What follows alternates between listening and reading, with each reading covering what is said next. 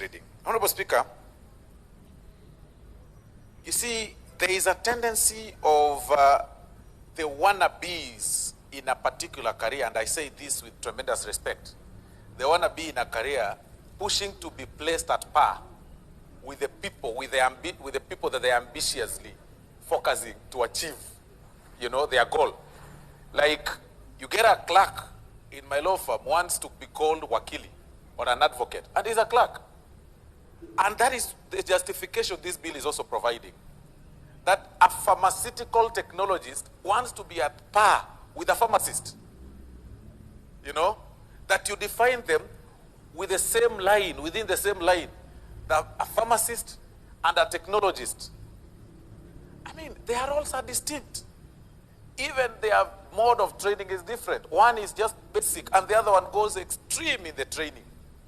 So this justification of trying to put the people, the wannabes of a particular career at par with the people who've gone steps higher in terms of training should be reviewed. And I think even as the committee looks at that, they should focus, they should find a way to push and make sure that such roles are distinct, clearly distinct. But even as we look at this, Honorable Speaker, it's important for this particular bill also, and even the people who manage these matters drugs, to be keen on also what is happening. We nowadays, or we currently have so many quacks in different professionals. So many quacks. What is now in public domain is the quacks in the Law Society of Kenya, or lawyers outside there. People pretend to be advocates and they've never gone to any law school. But it's worse when those quacks also practice the over-the-counter sale of the medicines. You can imagine what will happen if somebody prescribes a wrong medicine on a wrong, prescribes a wrong medicine on you, on your body, and there is no reverse, there is no spare on your body. That even as we look at this, we need to find a way to have most of these quacks in professions.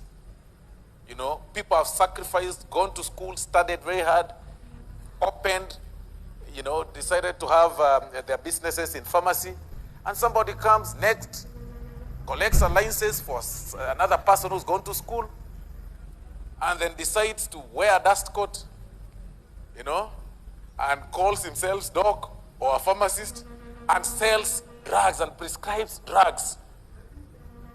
And those are the people you hear when you go to their pharmacists. They just tell you, you say, I have a stomachache, and they tell you, you look like you have H. pylori. And they give you some kit without proper medical checkups.